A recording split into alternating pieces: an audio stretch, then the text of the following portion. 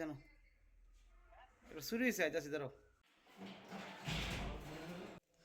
10টা তালা ভাঙছে অন্য কোন নিচে না শুরু করি আরে খুলে রাখছে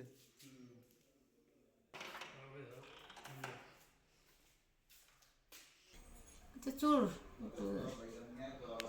কয়টা রুম তালা ভাঙছে বোন? আমরা ওই 8:30টা মানে 8টা। তালা ভেঙেছে। কোন কোন রুমের ভাঙছে এগুলি? তো প্রিন্সিপাল, ভাইস প্রিন্সিপাল,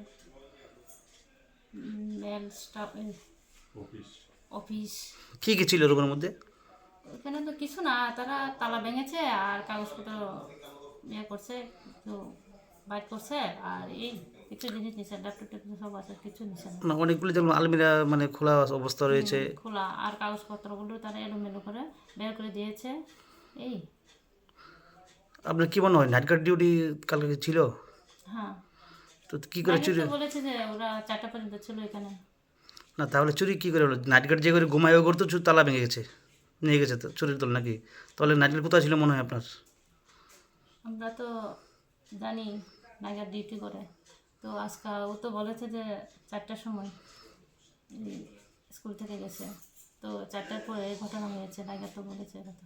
প্রায় সময় অভিযোগ ছিল নাকি নাইট গার্ডটা ঠিক মতো ডিউটি করছে না, ডিউটি করলে চুরি কী করে হয়? দুজন তো নাইট গার্ড ছিল নাকি? নাইগার তো আছে কিন্তু আমাদের তো আমরা তো এরকম কোনো ইনফরমেশন পাইনি। নাইট গার্ডে জিজ্ঞেস করেছিলেন কারা ডিউটি ছিল কিনা? হ্যাঁ, কী বলছে তারা? আছে তারা দুজনেই ওই নির্মলবাবু ছিল। আপনার এখন কী ভূমিকা নেবেন? থানা জানাছিল ওটা? হ্যাঁ, থানা তো আমরা জেনেছি, থানাতে আমরা ইনফরমেশন দিয়েছি, তো থানার তারা তো এসেছে, সব কিছু দেখেছে। অভিযোগটা যে নাইট গার্ড ঠিক মতো ডিউটি করছে না, আপনি এবারে কী ভূমিকা নেবেন?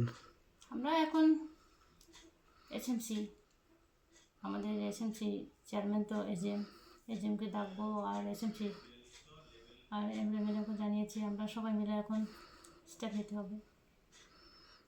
কত টাকা ক্ষতি হতে পারে মনে হয় আপনার?